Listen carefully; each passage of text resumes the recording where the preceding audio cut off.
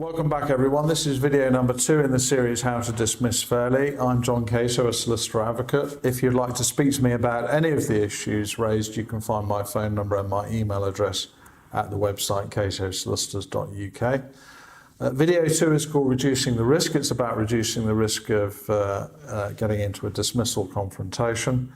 Now, the most important thing that any employer should be doing in managing the business is making sure that negative employees stand out very clearly from the rest.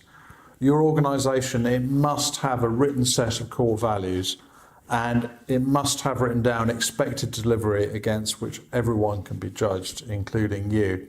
If you're managing the business properly and strictly, the negative employees, the saboteurs, they're going to stand out like a sore thumb, and they'll probably move towards the door anyway without you giving them any assistance. Most of the problems I have to deal with in employment law litigation, at some stage they have their origins back in the past where the employer has not adhered to strict rules, guidelines and policies. It's often where the employer has bent over backwards for the employee to be nice, has made extra concessions. None of that is a good idea. You need to have the company's policy, the company's agenda, where the company is going. You need to have it all in writing, and you need the employees to buy into that.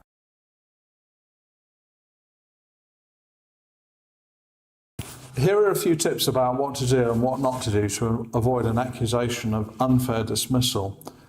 Or if you're unlucky enough to end up in an employment tribunal, this will increase your chances of succeeding to successfully defend the claim.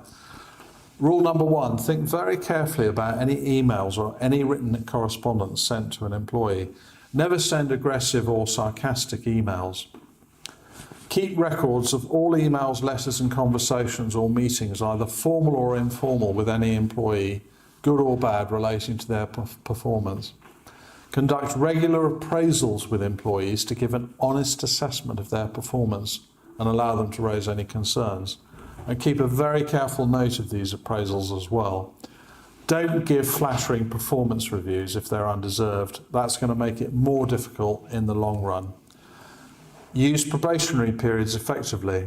Depending on the wording of the contract, if there are legitimate concerns about a new employee, it may be possible to extend the probationary period or dismiss them at the end of it, providing you give at least a week's notice. In fact, in law, there's actually no such thing as a probationary period, but it's quite useful to include it in your contract because employees feel that they are, quote, on trial, unquote, during that period. Never bully, sideline or shun an employee to get them to leave. If they can demonstrate that they've resigned because of your behaviour towards them, that may give them a claim for constructive unfair dismissal. Now, you've got to fully investigate any claims made by or against an employee and allow them to put their side of the story before you make any decision. And we're going to deal with that more fully in video number 3.